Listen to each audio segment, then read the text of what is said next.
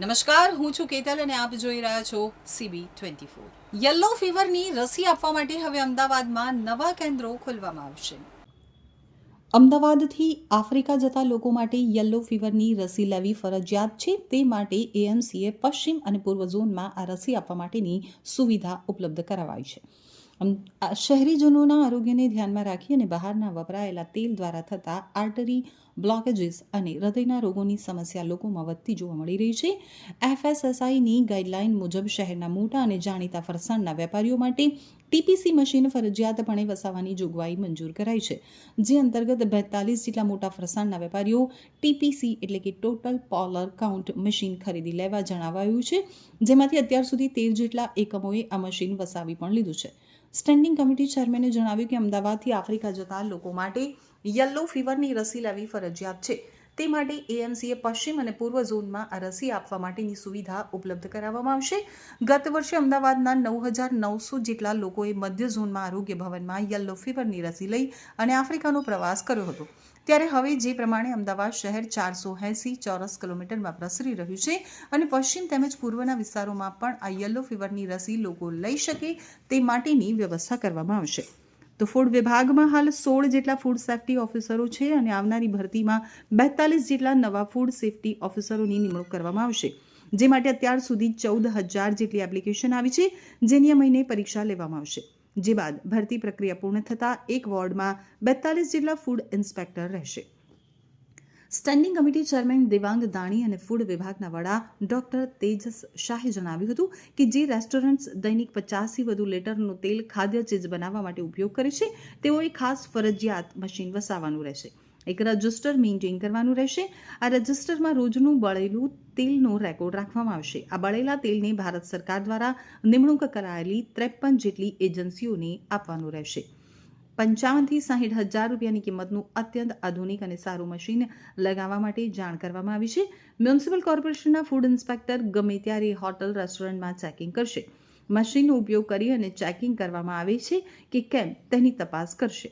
લારીઓ ઉપર AMCની ટીમ દ્વારા તેમણે વાપરેલા તેલની તપાસ AMCએ વસાવેલા TPC મશીનથી કરવામાં આવશે. અમદાવાદ મ્યુનિસિપલ કોર્પોરેશનના કર્મચારીઓના આરોગ્યને ધ્યાનમાં રાખી અને એક મહત્વનો નિર્ણય લેવામાં આવ્યો છે, જેમાં 24,000 જેટલા રેગ્યુલર કર્મચારીઓ અને 17,000 જેટલા પેન્શનરો છે. આ કર્મચારીઓ માટે બીમારીના સમયે SVP હોસ્પિટલમાં કે કેશલેસ સારવારનો લાભ ઉપલબ્ધ કરાવવામાં આવ્યો છે.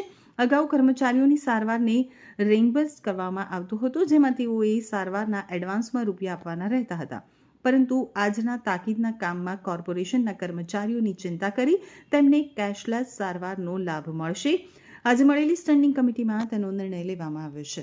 મહાનગરપાલિકાની અંદર 24,000 જેટલા રેગ્યુલર કર્મચારીઓ અને 17,000 જેટલા જે પેન્શનરો છે, તો એક આજની સ્ટેન્ડિંગ કમિટીમાં તાકીદના કામમાં એક નિર્ણય કરવામાં આવ્યો છે કે એ લોકો જ્યારે બીમાર પડે ત્યારે SVP હોસ્પિટલમાં આપણે વાત કરીએ કે સારવાર માટે આપણે કેશલેસ સારવારનો એ લોકોને લાભ મળશે. પરિણામે પહેલા રિએમ્બર્સ કરવામાં આવતો હતો, પહેલા એડવાન્સમાં રૂપિયા ભરવામાં આવતા હતા અને ત્યાર પછી એનો બેનિફિટ મળતો હતો.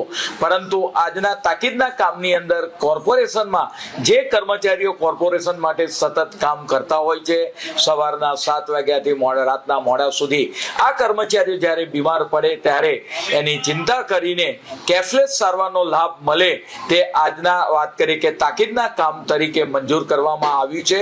પરિણામે SVP હોસ્પિટલની અંદર તે લોકો સારી રીતે સારવાર લઈ શકે. અમદાવાદ મહાનગરપાલિકાની અંદર યલો ફીવરની રસી જે લોકો આફ્રિકા દેશોમાં જતા હોય છે, એ લોકો આ યલો ફીવરની રસી લેવી કમ્પલસરી છે.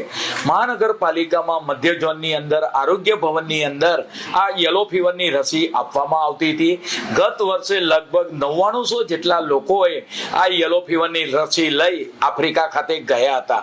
પરિણામે દિન પ્રતિદિન જ્યારે આ સંખ્યા વધતી હોય અને જે રીતે સિટી 480 ચોરસ કિલોમીટર એરિયામાં વિસ્તરાયેલું છે, તો નગરજનોને એના ધક્કા ઓછા ખાવા પડે અને ઘર આગળ સુવિધા મળે એ માટે અમદાવાદ પશ્ચિમ અને અમદાવાદ પૂર્વ તો આગામી લગભગ એકાદ મહિનાની અંદર અમદાવાદ પશ્ચિમમાં તેનો લાભ મળશે અને તદ ઉપરાંત આવનાર સમયગાળા દરમિયાન પૂર્વ પટ્ટાની અંદર પણ યલો ફીવર સારવારની રસી આપવામાં આવશે.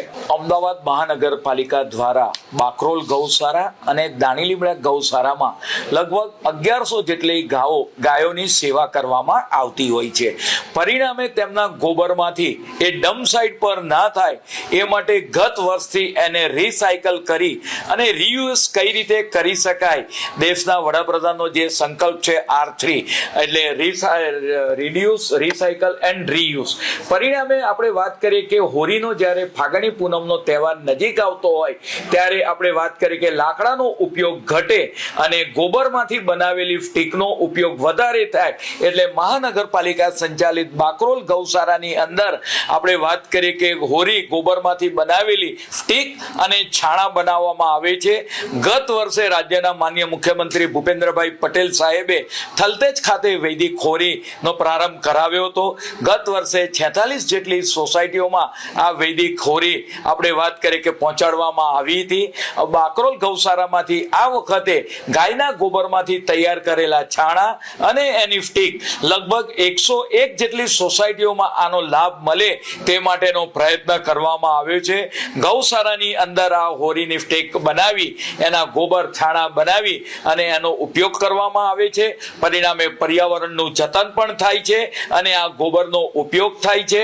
અને આ વર્ષે QR સ્કેન દ્વારા વ્યક્તિઓ આપણે વાત કરીએ કે કોઈ પણ સોસાયટીના મહાનગરના રહીશો આ બાકરોલ ગૌશાળામાંથી આ વૈદિક હોળીની કીટ મંગાવી શકે છે. અમદાવાદ મહાનગરપાલિકામાં અત્યારે 16 જેટલા ફૂડ સેફ્ટી ઓફિસર છે.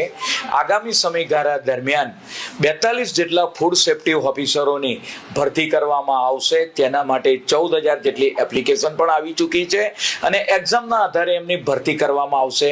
નગરજનોનું સ્વાસ્થ્ય તંદુરસ્ત રહે એ અમારી પહેલી પ્રાથમિકતા છે.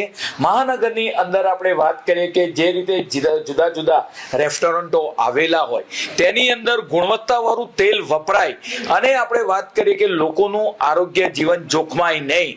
ખાસ કરીને આર્ટરી બ્લોકેજની સમસ્યા દિવસે દિવસે જે રીતે વધતી જાય છે પરિણામે કેટલીક વાર કેટલાક વેપારીઓ તેલનો રીયુઝ વારે ઘડીએ કરતા હોય છે. પરિણામે તેની ગુણવત્તા ટોટલ પોલર કમ્પાઉન્ડ TPC એ ઘટતા જાય છે. પરિણામે એ તેલનો યોગ્ય માવજત રીતે ઉપયોગ થાય એ માટે મહાનગરપાલિકા દ્વારા આવા રેસ્ટોરન્ટો ઉપર આવી દુકાનો પર એનું ચેકિંગ કરવામાં આવશે. પરિણામે 1 મહિનાની અંદર જે દુકાનદારો હશે એ ટોટલ પોલર કમ્પાઉન્ડ માપવા માટેનું જે મશીન છે તેલની ગુણવત્તા એ પોતે વસાવવાનું રહેશે અને કોઈ વ્યક્તિ ત્યાં આગળ એ આપણે વાત કરીએ કે ચેક કરવા માંગે તો એના માટેનું આપણે વાત કરીએ કે લખાણ એ પણ લખેલું હોવું જોઈએ. તો મહાનગરપાલિકા દ્વારા 1 મહિનાનો આના માટે સમય આપવામાં આવશે. તદ ઉપરાંત જે મોટા વેપારી છે જે રોજનું 50 લીટર કરતા વધારે તેલનો ઉપયોગ કરે છે તે લોકોએ આ કમ્પલસરી મશીન વસાવવાનું રહેશે.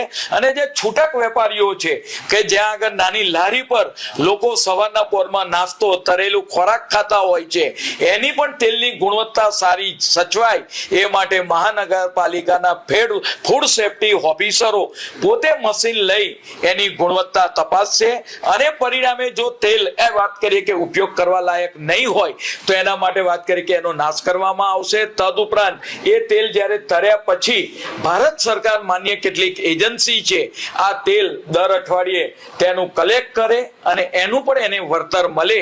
એટલા માટે આપણે વાત કરી કે લોકોની પ્રાથમિક સુવિધા જળવાય એ માટે મહાનગરપાલિકા દ્વારા ફૂડ સેફ્ટીના જે નિયમો છે એ ધીમે ધીમે સારું આરોગ્ય રહે એ માટે એની કડકાઈ ચાલુ રહેશે. ભૂતકાળની અંદર ગયા અઠવાડિયે જે કાજુ કે ડ્રાયફ્રૂટ ની અંદર જે કાજુનો જે પકડાયા હતા જે ગુણવત્તા વાળા નતા એ એકમને સીલ કરવામાં આવ્યું હતું. આમ અમારા ફૂડ સેફ્ટી ઓફિસરો અલગ અલગ રેસ્ટોરન્ટો હોય ખાદ્ય પદાર્થની દુકાનો હોય એના માટે જ્યાં તેલનો વપરાશ જ્યાં વધારે થતો હોય છે ત્યાં આગળ આ